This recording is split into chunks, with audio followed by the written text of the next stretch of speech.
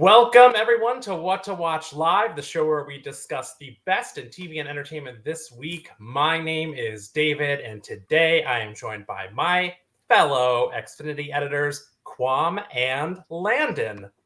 Hey, guys. What's going on, David? What's going on, David? Oh, you know, same old stuff here. Beautiful day here in Philadelphia. Excited to talk TV and movies, and there's so much going on right now, right? It's like it's electric time for television. It's just like people are dumping content out, and it's fun. It's terrifying, but it's fun. Landon, I feel like we've talked about you a lot on the show recently, but just in reference to you being in Olympics headquarters, you're back. Have you recovered? I think I've recovered. I've also got an 8-month-old who's teething, so the word recovery seems a little vague at this point. But we're back. We're alive. Paralympics start today, so the Olympics aren't fully over, but we're back. I feel like I've slept an ample amount of time to move forward here. So thank you for asking. Great. Of course, a little plug there for the Paralympics. On today's show, we will be joined by two of the stars of HBO's new series, Winning Time: The Rise of the Lakers Dynasty, Quincy Isaiah and John C. Reilly. We'll give you a sneak peek at Xfinity's upcoming Free Movies Week, and we'll explore some of the most odd, creative, and binge-worthy shows you can watch right now on TV. But first, as always, we kick things off with In the News.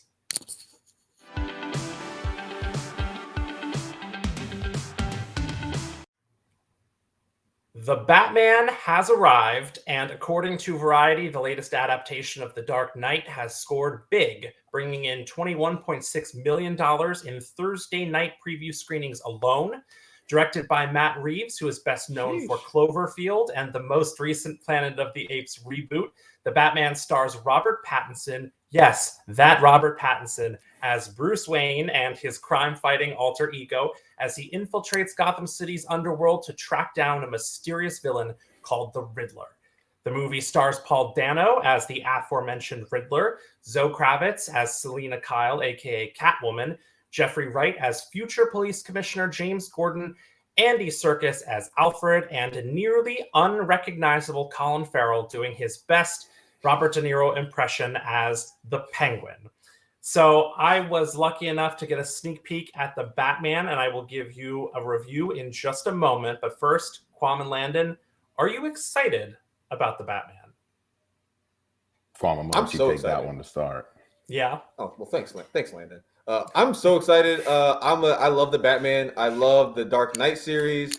I love the old animated shows, and so I've only heard good things about the new this new Batman movie. Heard Robert Pattinson killed it, and I think it's hilarious. He goes from like a vampire to the Batman. It seems like a little bit of a regression, but I heard only good things, and I'm totally for it. And I love when Batman is dark and gritty because that's how the Batman should be. He's the Batman. He's all about the night, and he hasn't had necessarily a good life. So I think I'm super excited to see this movie. Yeah, Landon, have you never seen a Batman movie? I was gonna tip my hat to Quam for throwing facts out there for me to take up some time. Yeah, no, I've never seen a Batman, whether it be animated, live action. So I did go and do some reading. So I'm not gonna bring the Quam stats here, but as we'll learn later in the show, I'm looking forward to growing up. I want to see some of these movies. I want to move forward in my life. I want to be a better person with Batman. So I did a little reading, and what I did read, David, I got a question to spin it right back on you. This is like the longest Batman, and normally when movies are really, really long, it kind of drags on. Did you feel that way at all, or what? Did it need to be this long? So that is a great question. It is the longest Batman movie, about 3 hours. I expected it to feel. Oh my gosh! I expected it to feel longer than it did, to be honest with you. So I really enjoyed this. Yes, yeah, it is a good thing. I really enjoyed the movie. It is unlike any Batman movie we've got so far. It is like a very faithful adaptation of some of like real iconic Batman graphic novels, like Batman Year One or The Long Halloween, which is what it draws some of its inspiration. And it's a look at young Batman early in his career, still finding his footing, not the Batman we know today, still considered like this vigilante who's not necessarily a good guy. But he's also like dealing with this inner turmoil where he's still this billionaire who hasn't embraced being a playboy billionaire, but hasn't quite embraced who he is totally as Batman. And he's in this middle area of just being brooding, still mourning the death of his parents, filled with angst and fury for the crime in the city. And what I liked best about this is Batman at his most detective. There's not a ton of act. I mean, there's action, but it's probably less action than you've seen in past Batman movies, because this is Batman working side by side with Commissioner Gordon, or he's not commissioner yet, but James Gordon, looking at the clues, investigating, going undercover, kind of as Bruce Wayne, infiltrating the mob, and just really getting like down there, not always in his Batman gear, just like doing the work, like a detective would. And it's really interesting seeing him put the clues together and use his brain more than he uses his fists. So it's kind of cool. It's a really cool movie. The score, it's shot beautifully. The score is incredible. Just the music just like pounds you in your heart. Paul Dano's great as the Riddler. I want to do a service for everyone out there who's going to see this movie. There is no post-credit scene. Don't have to sit through them. Don't worry about it. No post-credit scene. But there is a little teaser of something that might be coming ahead towards the end of the movie that serves as that like kind of Easter egg that people will be looking for. Is it a callback? Is it a callback to a previous DC film? Not in the same universe, but it achieves the similar. It achieves what you're looking for in terms of like, okay, this might be someone we'll be seeing in the future. Interesting. Okay. Landon, I'm gonna just say, David, you have a question? Yeah, David, you're just a good guy telling people they don't need to stay for the credits. Like, that's just an honest opinion. Like, hey, because I'm the type of person that would sit there and be like when you see the old school Jackass movies, you got to stay because you know there's going to be a wild scene at the end. I don't need to stay. I appreciate the tip. I can take my popcorn that's not left and get on out of there. And not you know what? If you wear capes. No, or they're 50, Batman and some of them are 50 pounds overweight as well.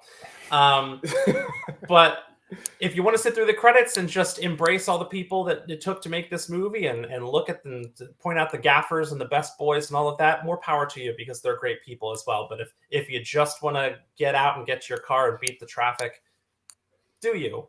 You're not going to miss anything.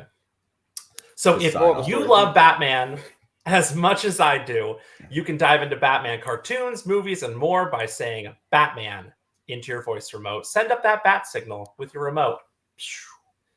Next up, you're free to do what you want any old time in a segment we call Free.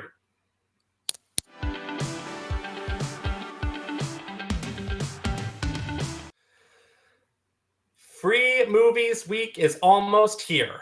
Beginning Tuesday, March 8th, Xfinity customers can enjoy free movies from HBO Max, Peacock, Epic, Starz, Showtime, Hallmark Movies Now, Lifetime, Movie Club, and more than a dozen other networks. Simply say Free Movies Week into your voice remote to browse a curated collection of new cinema hits and beloved film classics, including movies recommended specifically for you, comedies, dramas, romance movies, horror films, action flicks, and so much more.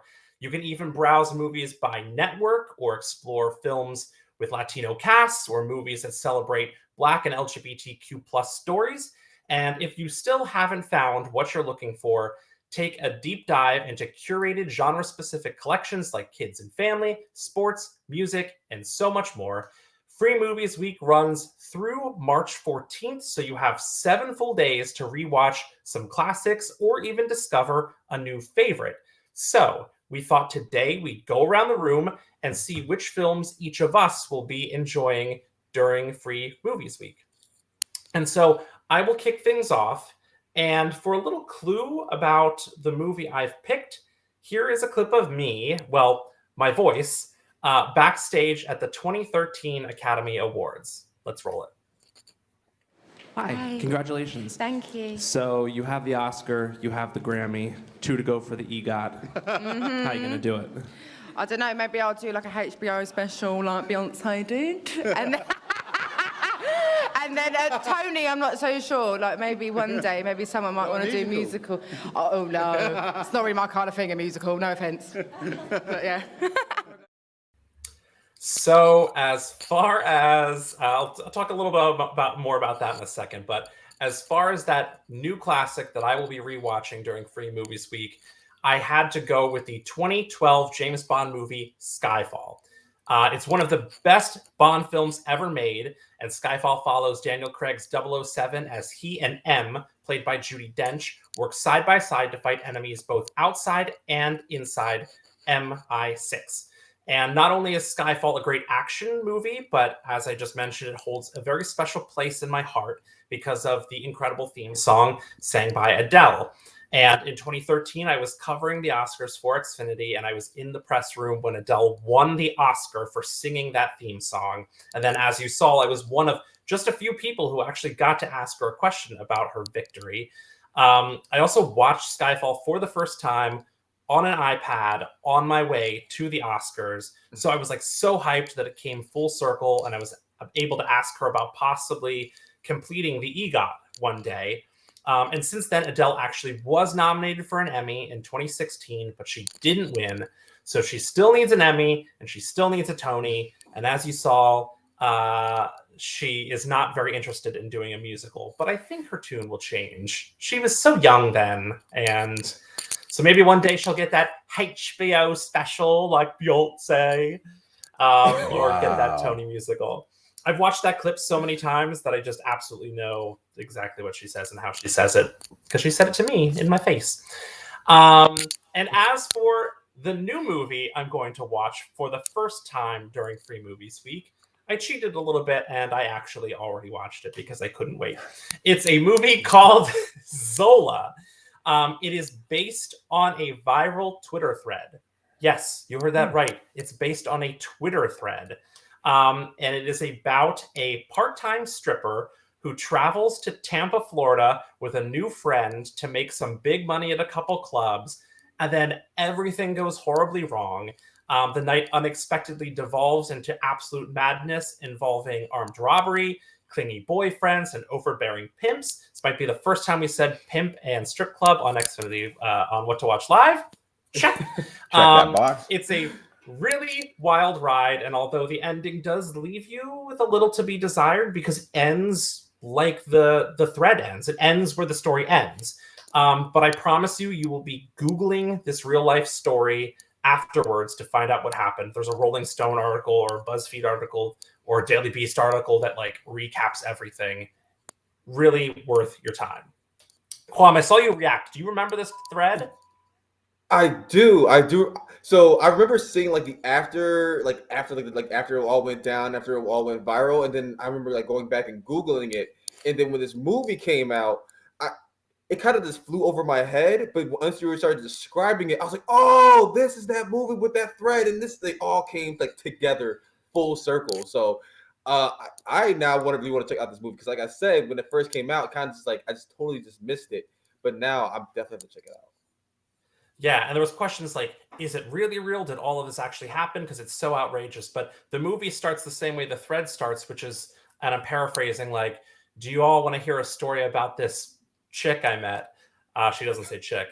And that's the way it starts. And she tells this story. Really, really cool. So that'll be available during Free Movies Week. Kwam, you want to tell us about the classic movie you'll be revisiting and then the new film you'll be checking out? For sure, yes. I don't know if we can call it a classic just yet, but it's one of my favorite films. It's Spider-Man Homecoming. And so I like the last segment, I'm a huge Spider-Man fan. I just like comic book movies. And this may be a hot take, but I think Tom Holland's Spider-Man is the best Spider-Man.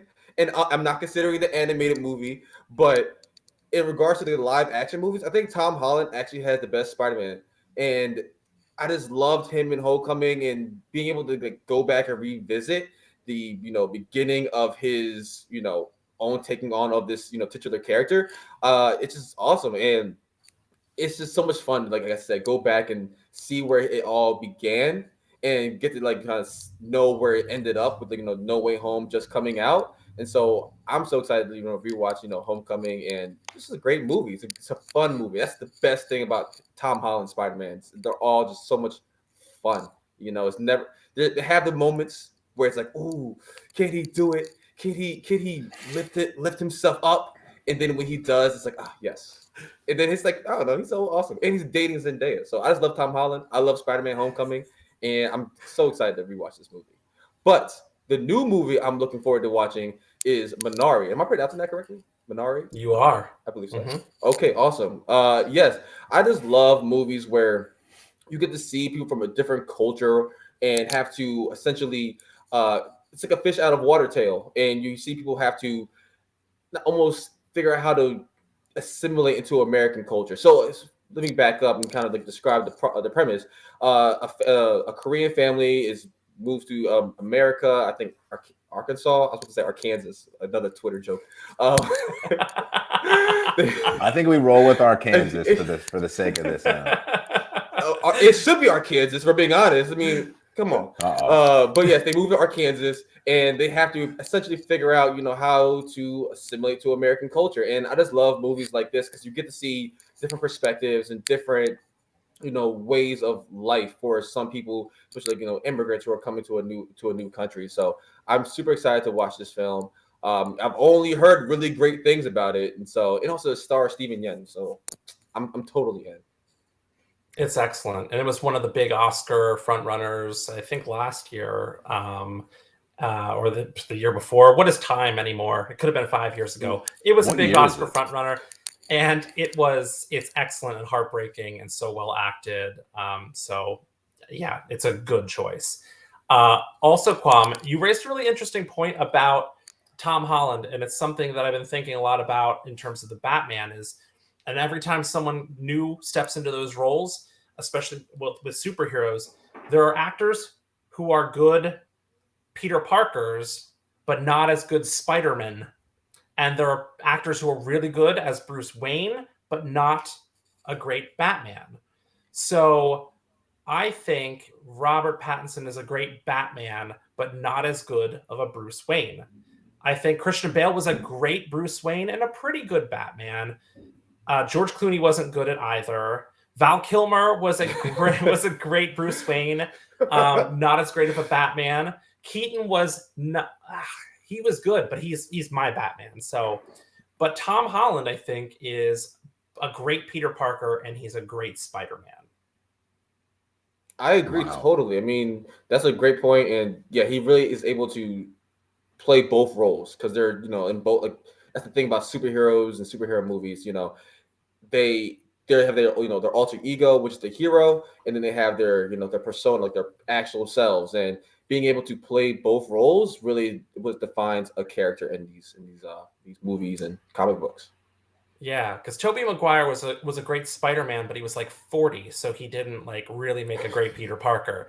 But and Andrew Garfield I thought was a great Spider-Man, also not a great Peter Parker. I don't know, but anyway, I could go on and on. We could nerd out about this stuff for a whole other segment. But Landon, I really want to get to the movie you're going to rewatch and the movie you're going to watch for the first time. I'm going to leap from the superhero world here, and I'm going to bring us back to just laughs, because that's really all that I watch on TV. I love a good laugh. Yeah. And we're coming with Bridesmaids. I sound like a broken record. I feel like I've probably talked about Bridesmaids 15 times on this show, but I'm going to do it again. This movie not only makes me happy, it makes my household happy. You have for example, you have a screaming child, you throw Blippi on. When my wife is very hangry, we just put Bridesmaids on, and it's as though she has eaten recently. It's incredible. From everything to Kristen Wiig, for one, let me start as my heartthrob. I think she's hilarious. I think she's perfect in everything she does. She plays this role so well. So from the Brazilian steakhouse scene, which I think should go down in movie history, to all of it, the plane scene. I mean, I could go on the way you guys just went on about everyone who's played Spider-Man in the past. I could really go on, but so for the fact of not just reiterating everything that I've done in the past here, I got some Bridesmaids facts if you guys are ready for them. Yes. Come with the facts. Let's go. I'm going to bring the facts here, Kwam. So you guys seen the movie Knocked Up? Of course. Of course you have. Did you know that without Bridesmaids, we probably wouldn't have Knocked Up? I did. Explain not. yourself. So Bridesmaids was made because Judd Apatow fell in love with Kristen Wiig as Katherine Heigl's boss and how just coarse she was. And he just decided, I'm going to make a total spin-off on this and use her as the main character. And that's how we got Bridesmaids. So that's one. That's one real fact. Numero dos. John Hamm, Ellie Kemper. David, you're a TV junkie. You might know this one. Did you know John Hamm was Ellie Kemper's high school drama teacher? I didn't know that, actually. That's news to me. Fact. Yep. She said he was a hunk back then, too. It's an exact fact I read when I was fact checking. And finally, number 3, and these are my wife's favorite characters in the movie, Rebel Wilson and Matt Lucas. They became roommates during the movie, in the movie, and outside of the movie, and they decided to stay roommates after the movie. And they lived together, and they've said, we stopped annoying Kristen Wiig, and now we just annoy our neighbors here. And their role, they are the most oddity of characters in that movie. But I couldn't imagine being a fly. I got in my head the other day, and I was thinking just being a fly on the wall with those conversations. Must be hilarious. But one for the road, and if you haven't seen it, you should watch Bridesmaids for sure. But did you know that this was also Judd Apatow's highest grossing film of all time? You think about all that he's done. Bridesmaids takes the cake. Kind of incredible. Yeah. So pretty remarkable. Were you going to say something, David?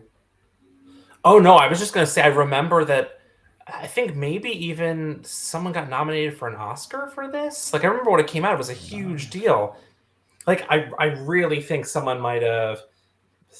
Brad, check that for us. Did someone get nominated for an Oscar for Bridesmaids? Look, everyone deserves an Oscar. Everyone deserves it. Oh, my gosh. But yes, I remember it was a big deal. So it doesn't. I just thought that was an really incredible fact. You think Anchorman, you think Apatow's been in so many movies, Year One, all of that stuff. I thought it was amazing, but it's well deserving. And finally, we move over to sticking with the theme, things Landon's never watched before that the world has seen a quadrillion times. Harry Potter 1 through 8. This goes back to the whole thing where I need to grow up and start watching things that everybody watches because they watch them for a reason. The closest I've gotten to the Harry Potter movies was in 4th grade. I had a book report and I got through maybe a half a chapter where I think the book report was where you had to cover a cereal box and then write on the back. And I think I just had a breakdown. I probably looked at my dad and I was like, I can't. Like 10-year-old me crying. And he read it for me. He wrote the book report. He was a good guy, real soldier. And since then, I've just been scarred. Yeah, no, I did not have to do that book report. So, wow. Mrs. Dad. Dreamock, I'm sorry if you're what hearing a this dad. now. What a guy. I'll take a 0 in retrospect there. But yeah, go on. Sorry, Lana. Our producer, Brad, looked it up. Melissa McCarthy was nominated for Best Supporting Actress at the Oscars for Bridesmaids. Can you believe it? Wow. When she steals those dogs, though, when she just steals oh, God. The movie is just, I'm going to watch it tonight and tomorrow, probably. Yeah. But, so Harry Potter, yeah, you're gonna watch them? I'm going to do them all. Oh, I'd love to hear that. You should definitely do it. I will report back. Kwam, are you a big Harry Potter? Harry Potter-ish? So, see, I wouldn't call myself a huge Harry Potter fan, and it's weird because I've seen every movie, and there were certain movies I did not try to go see. I just somehow saw them. And so it was like either I was like a class field trip because, when they all came out, I was like really young. So either it was like because of a class field trip or someone's had it on and we're just watching it at someone's house. I just somehow saw all the movies, and like I said, I'm not a huge Harry Potter fan, but I do love Prisoner of Azkaban is the third one. If you're going to watch any of them, if you have to watch one, watch the third one. I think it's the third one. Prisoner of Azkaban, I think it's by far the best one. It's when things start getting real. You know, the Dementors. Oh my gosh! When I was a kid and I seen that, I had nightmares. I was terrified. But maybe I should. You Maybe definitely I need should to watch watch Harry them out Potter. of order. Maybe I'll watch them out of Yeah. order. I'll start with Big 3. brain, I'll big just brain. do like the opposite Star Wars bounce. All right, that's what I'll do. See, I think if you're going to that's my watch trick. one, it has to be Goblet of Fire, starring a little actor known as Robert Pattinson as Cedric Diggory. Look how far he's come. Full circle. Yeah, Full exactly. circle. Unbelievable. Goblet of Fire is one of my favorites. The first and Goblet of Fire, I like them when they're a little more whimsical than when they're serious. But I know Is I'm Goblet of kind Fire of 4? Is that 4, David? Yes, it is. You know, 4. I remember when that came out. We'll date back a little bit more here. When that came out, it was such a massive book. Maybe it was a 2-parter, and I just remember looking at that in the school library and being like, that is never going to happen. I am never going to read that. That is so many pages. Yeah, It so was like maybe at that's the my real time. fear. It was the biggest book at the time. It was all of them. It was a brick. Absurd. Absurd. But yeah, all 8 Harry Potter movies are available on Peacock right now and during Free Movies Week. And Free Movies Week runs March 8th through March 14th. Just say Free Movies Week or free anytime into your voice remote to check it out. Next up, don't fake the funk on a nasty dunk in a segment called Hangouts.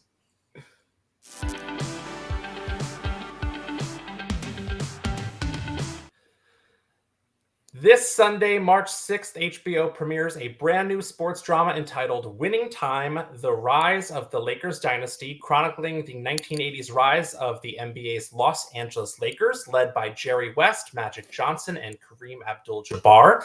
Our very own Landon had a chance to sit down with the star-studded cast of Winning Time, which includes John C. Reilly, Jason Clarke, Quincy Isaiah, Solomon Hughes, Adrian Brody, Sally Field, Jason Segel, Gillian Jacobs, Michael Chiklis, and Gabby Hoffman, and so many more. Landon, tell us more about it. You know, you brought up earlier Batman not knowing that he was a playboy billionaire, and that is quite literally the opposite of Jerry Buss, as you will all see in the show. Look, again, as we've heard, I won't beat a dead horse. I'm not much of a watcher, but this show was truly unbelievable. I got some early access to watch some of the episodes, and again, I don't watch maybe the best TV, and I just think this was fantastic. It was a clash of my worlds. I'm a massive sports fan. I'm a Laker fan.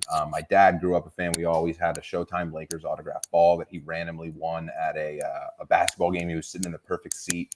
So it just was like a clash of all my worlds, and I thought it was so well done by Judd Apatow, and as you mentioned, the 90 stars that are in it. It is star-studded. It is like LA, and it will be a great timepiece. So I think we got a clip. We should roll it, Brad. Dad, I want to work for you. All right, let's have an interview. Summer draft. Right, the Lakers get top pick. Right, so who do I pick? It's easy. The show-stopping, local phenom, naturally gifted, Irvin Magic. Do not use that nickname in this house.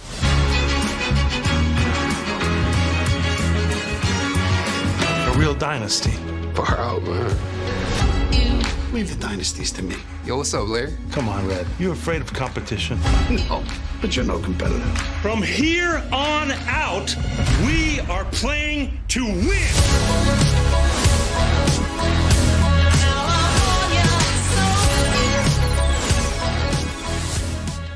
Quincy, look, I asked Solomon the same thing. You got Real Magic versus Quincy Magic, game to 11. Could you have scored 1 point on him back in his prime? In his prime? Yeah. Nah. Come on. Come on. Nah. He an NBA legend for a reason, and I'm an actor for a reason. So I've thought about that. You know what? When I watched that Michael Jordan documentary, I was sitting there thinking, like, I wonder if I played him one-on-one, if I could make one basket. Could I make one basket? Probably not. I mean, his arms are so long. You know what I mean? It's just like, I don't know how I would even In his I don't prime? think I can make one basket like even without anyone guarding me. You know? Yeah. Come on, you guys are selling yourself short. Well, I'm a terrible basketball player. Quincy's great, but I heard about the off-court pickup games, Quincy. Someone was telling me all about it. So sounds like you guys are having a good time in between sets. Oh yeah. We be telling your mama jokes and freestyling too. So it's a good time. Sounds amazing. As you can see from the clip, it just seems like a bunch of people having fun, having a good time. You know, we were talking about they're playing pickup games in between the sets. John C. Reilly very clearly is not an athlete, in his own words, but he said it's the most fun. He and Jason Clark were talking about how fun it was to just sit and watch them like throw alley-oops to himself in between sets. But something I think that's super important about this series is that much like The Last Dance or things like that, I don't think you need to be a sports fan to watch this. It's a timepiece, and you can understand what life was like in LA back then.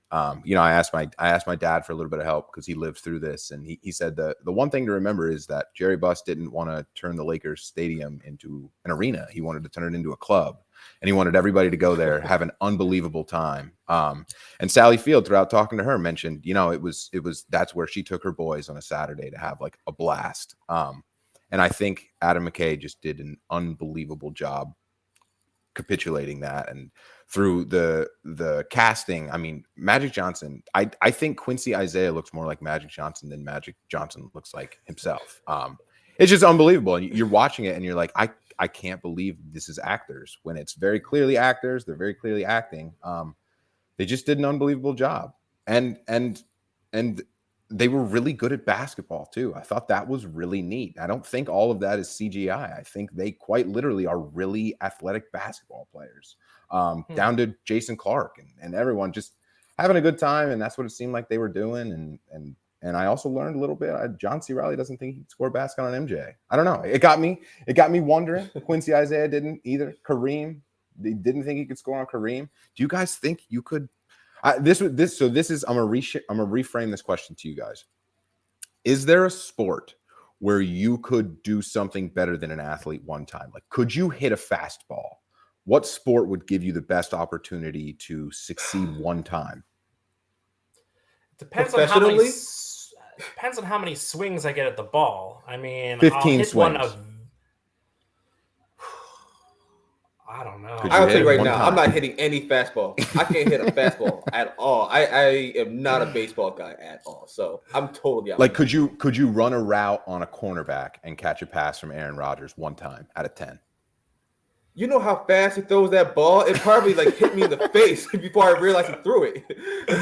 I would be the same. I think about this all the time. I would 100% be the kid who's afraid of the ball. I'd be like, no, try to catch it. Because it's really, really fast. I don't know why. Maybe I'm a crazy person. I just think you just get lucky. Every blind squirrel finds a nut, right? One of those times you're gonna make one of those shots, and you're gonna beat Magic. You're gonna lose to Magic 11-1.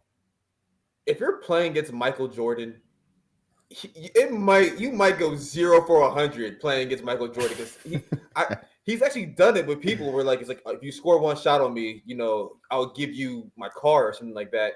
And not only does he beat them, he demoralizes them. It makes you think like, oh yeah, I shouldn't play basketball. I shouldn't even pick up a basketball. I should probably stop watching the sport.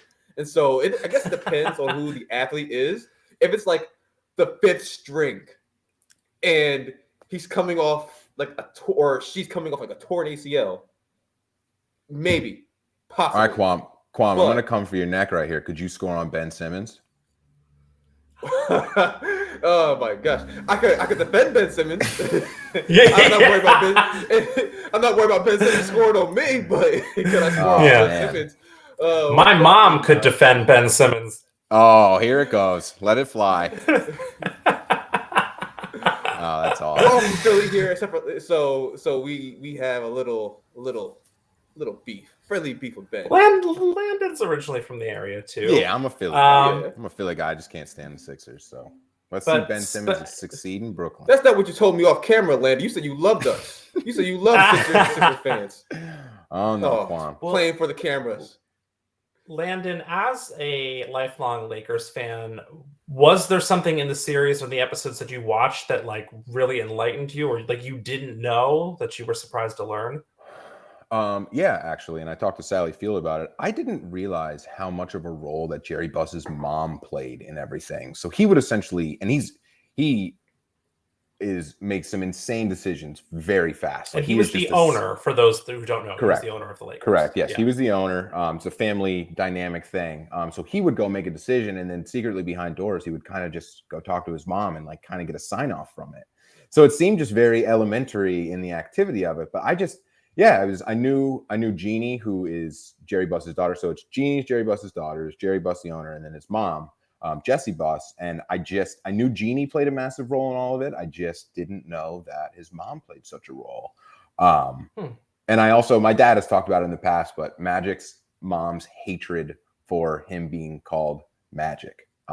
She says that's the name of the word of the devil or something. She says, don't quote me on it, but yeah, she did not want her son to be named Magic. She thought that was the end. And it's super interesting because they do a great job making it a fun TV show, but they really dive into the history well of it. And I thought that was kind of cool.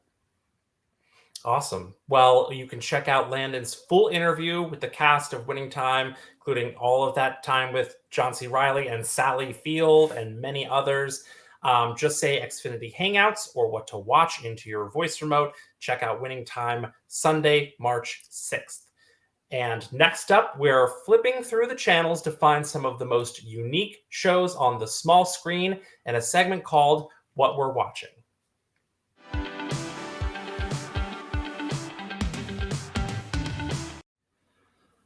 From euphoric, dreamlike dramas about high school teens doing boatloads of drugs to reality series about 30-somethings blindly dating each other through a brick wall, TV has never been more creative and occasionally strange as it is right now.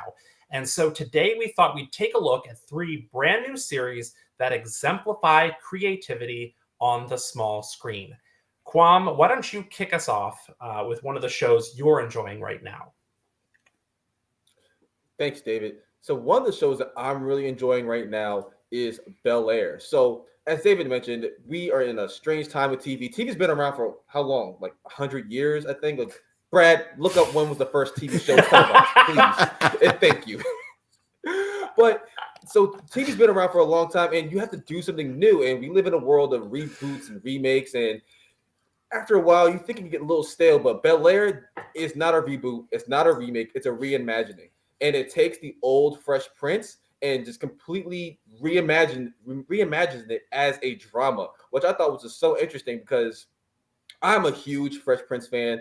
I love Will Smith. He's up there with like my Philly heroes, which like right behind like maybe Allen Iverson, or maybe even in front of Allen Iverson. I don't know. I have to go think about that for myself. But I love the original Fresh Prince, and when I heard they were like remaking it, I was like, that's interesting. And then I saw it actually started because of a fan-made trailer where I'm blanking on the original director's name, but he made essentially what turned into Bel-Air as a fan-made show.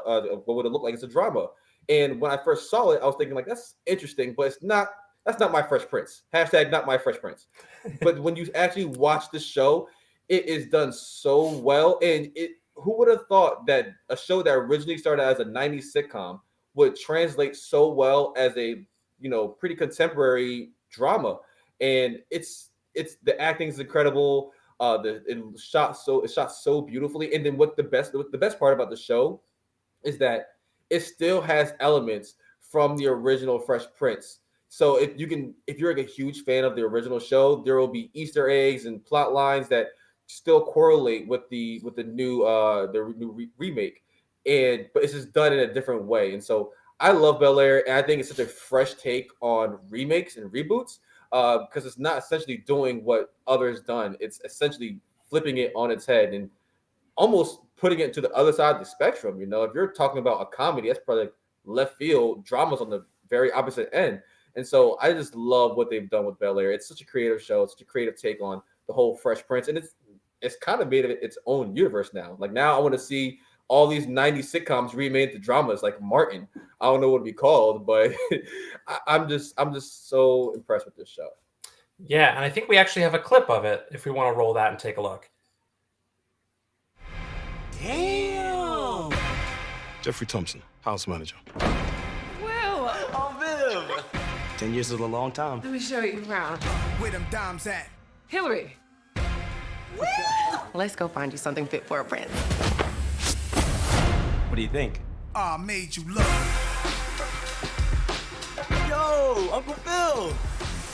I'm glad you're safe. We'll talk later. Cousin Will! Yo! Is this really baby Ashley? You're a long way from home, Mom. Oh, Tim. How you been? You know, thriving. I hope one day we can talk about why you're really here. What the hell? My iPhone's So Bel-Air, it's such an amazing show, as you can see from the clip. It's so much fun, and if you get a chance to watch it, it's on Peacock right now. So definitely tune in. Yeah, and Quam, there was some discussion about like the new characterizations, like the new Carlton and the new Uncle Phil, new Aunt Viv, like all of how they compare to the previous characters. How do you feel about the casting and the way these new characters are portrayed? I actually really love it because while they're different, the essence is still the same. Like I don't think I'm spoiling anything here, especially if you've seen the original. For Carlton's character, when Will and Carlton first, meet, when Will first comes to, Bel-Air, they really butt heads. In the comedy or the '90s sitcom, it's not played up as much as in this new remake, but the dynamic is still there. Same thing with Uncle Phil. I mean, the new Uncle Phil, he isn't, as comedic as the old Uncle Phil, which is, a given since it's not a comedy. But the same essence of Uncle Phil is still there, where he's caring, but still, very dominant, where he's an understanding father, but also, realizes and understands that his children and Will, need to be pushed, to really achieve what they want to achieve. And so while the characters are a little different, they're still the same character, not the same characters, but they have the same essence of what it really meant for those characters. Great. Well, I've been enjoying it as well, and it's on Peacock right now, so check that out. Landon, what is the I know, and I'm really excited for you to talk about it, the creative show that you're into right now. I am crushing Murderville on Netflix. And it was a suggestion from David and another one of our producers. So before I even talk about it, let's roll the clip so you guys can get an idea. What do we got here? Stab wounds in her upper back. Tough time imagining with just the outline. Ken, get in the position and slowly be dying too. You got to keep track of the evidence. You have a notepad? For Terry Seattle, every day means a new murder case and a new celebrity partner.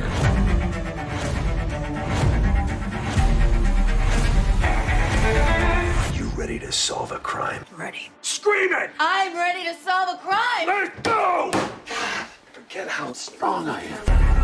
I want you to think of this as your crime scene. There's been a murder. Whoa! You're supposed to gasp. Weird gasp. So as you can see from that clip, and maybe you couldn't see, it is a absolute try at something new, and I think it's fantastic. I'm a big murder mystery type guy. I love a nice Lifetime series, but this is Will Arnett at his driest and finest. And so the premise, if you couldn't take from the show, is Will Arnett is Terry Seattle, and let me just stop there. I love a good fake name, and Terry Seattle is electricity, and Will Arnett is just this dry detective that has to solve a murder mystery every day, and he brings in a celebrity who has to just go with the flow. They have no clue what's going on. They have to improvise everything. So you get people such as Conan. I'm not the biggest Conan fan. I thought Conan was hilarious on this. You get Kumail Nanjiani. You get Marshawn Lynch. So you just get these different characters, and they're all in there making you laugh, solving. They all have fake names. You have no clue what's going to come next. Some of the murders are, I say, laugh out loud funny. Some of them are just like the most odd things. You get this one scene where where Will Arnett has an old crush and he just can't control himself. So he makes Kamal do what he calls his ugly walk to kind of embarrass himself. It just, the show has so many twists and turns, and it really opens your eyes to the idea that the future of television might just, as Quam noted, taking a 90s comedy and turning it into a dramedy. Just taking one show that starts as a horror or one show that starts as a mystery and turning it into something you laugh at, and it's still the same premise, but you're watching it in a different vein. And I thought this show, hats off Netflix. I thought this was a great attempt at creating a new show, and I do hope it holds. And I'll just throw it in there, a massive Will Arnett fan. So I thought he just played the life out of this. And it's really fun to play along with. I mean, like, fun. The end game of every episode is that there are 3 suspects, and the celebrity guest has to guess who the murderer was. And you get mostly the same clues they do through what they're saying or little things hanging on the wall. So you get to guess who the murderer is along with them. And like, I want to reiterate what you said, is that everyone on the show has a script except for the celebrity guest, who has literally no idea what's going to happen, and they have to play along with the whole thing. And I saw an interview with Conan where he talked about getting invited on the show, and said, I really didn't know. Will Arnett called me, asked me if I wanted to do it. I said yes. They put me in the train, like every celebrity guest as a detective trainee. He's like, they put me in this vest. I go into a room and they say, when I tap you in the shoulder, you walk into this room. And he's like, that's what I knew. I walked into the room and suddenly I have to solve this crime. I had no idea.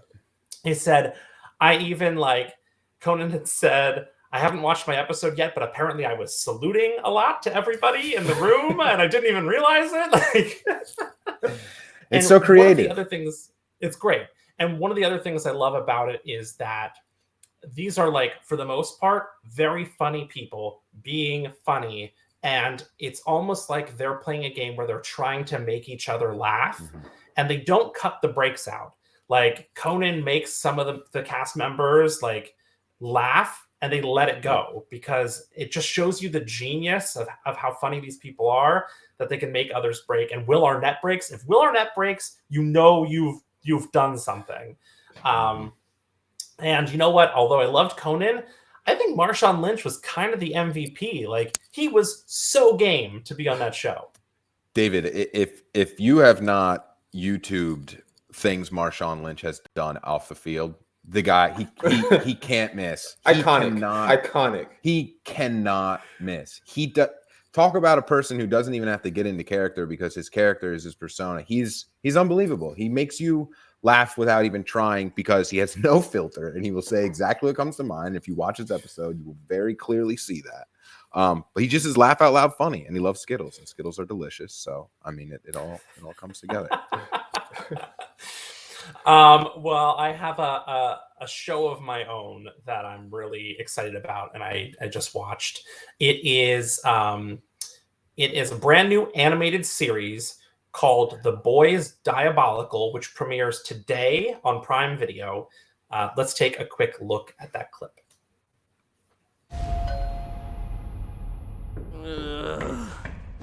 Go away!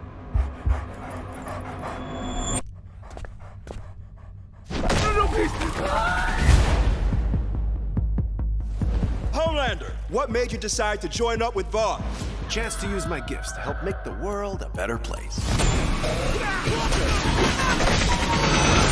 Come on in. Not like this can look bad to anyone.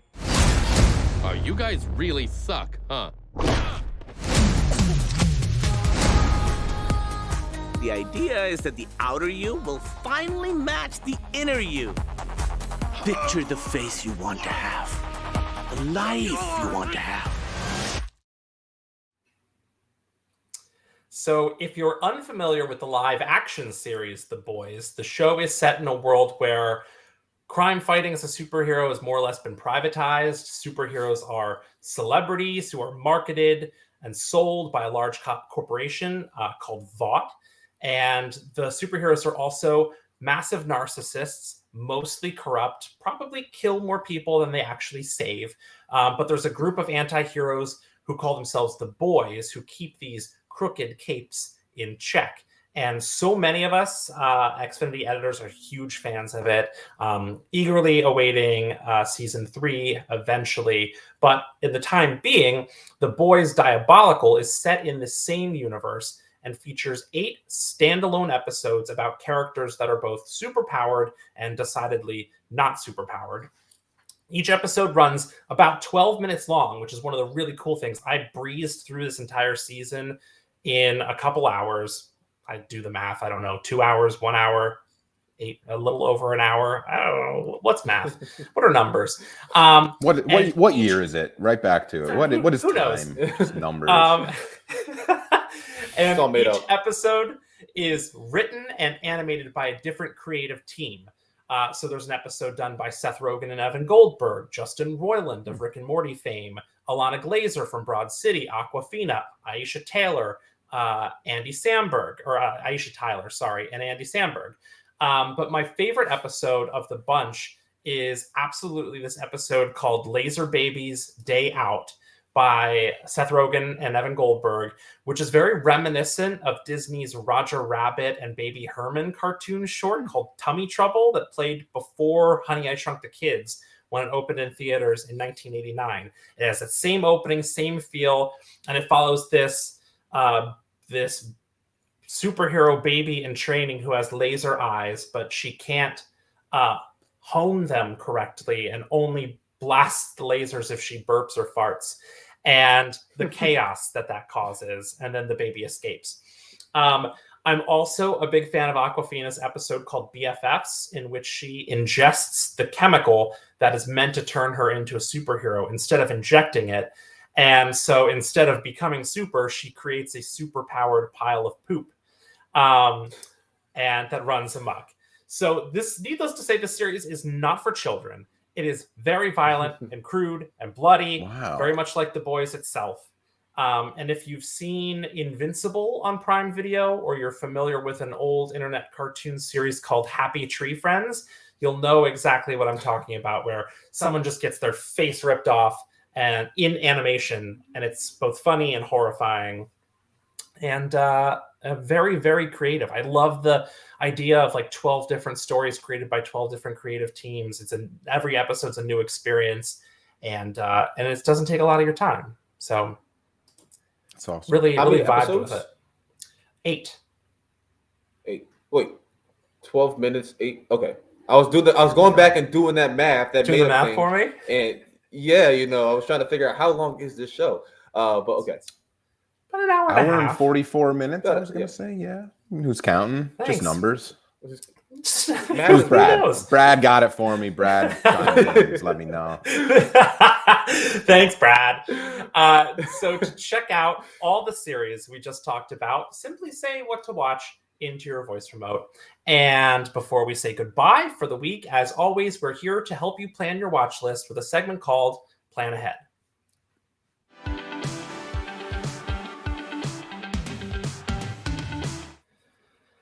For this week's premieres, the flames of competition ignite once again. Toni Collette returns to TV, The Droughtlander comes to an end, and Renee Zellweger gets into the true crime business.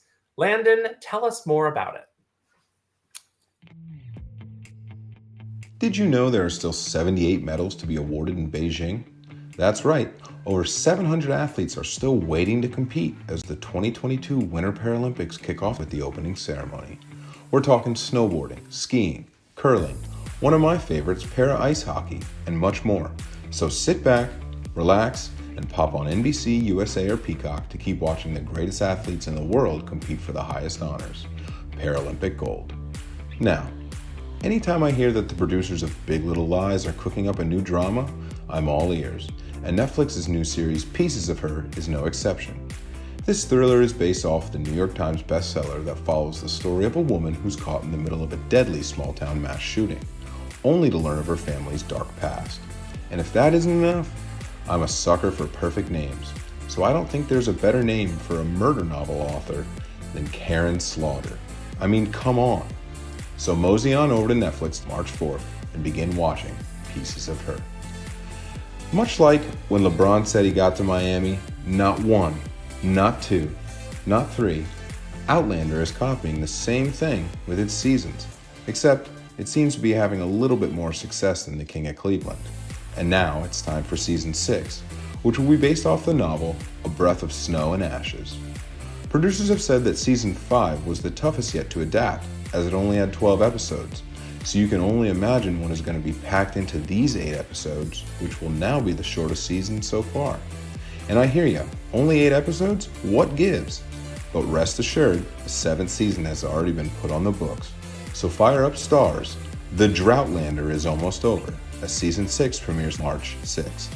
Now, I am in no way going to even try to suggest that I have any idea what happened in the Pam Hupp Betsy Faria case, but I sure as heck am going to try to figure it out. Based off the NBC News podcast with the same name, The Thing About Pam takes a scripted deep dive into the 2011 murder of Betsy Faria, which initially convicted her husband. But after the case was overturned, the real story begins, and Pam Hupp's diabolical scheme is exposed.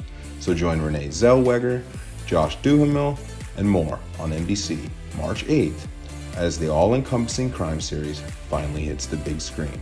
And finally, don't some of the best stories start with the worst decisions? Apparently, the new Peacock series, Bust Down, is based off absolute nonsense, and its creators have no shame in admitting that. In a quote to Complex, the purpose of the show was to create something so hilarious that it makes people miss jokes laughing, because it's the series we probably all really need, helping one of them take their mind off the timeline and sink into the absurdity. So join SNL's Chris Redd and more Thursday, March 10th, as this new style series drops on Peacock. Plus, who isn't game for a Freddie Gibbs cameo? And in this week's finales, NBC's newest group of friends says farewell, an extreme talent show crowns a champion, and a fake millionaire finds his one true love, probably, but almost certainly not. Quam, give us the rundown. The third season of Epic's historical drama, Britannia, is set to come to a close. Set in AD 43, Britannia follows ancient Rome's efforts to invade and conquer the Celtics in the British Isles. Cycling through the perspectives of Roman generals, highborn royalty, and magical madmen, this period piece has everything a history buff could love in the series. The season 3 finale of Britannia will be on March 6th on Epix. NBC's new sitcom series, Grand Crew, will have its season finale on March 8th. Grand Crew follows a group of friends who are young professionals living in the City of Angels. As the series develops, characters delve into their personal lives and career paths while having a happy hour at a local wine bar.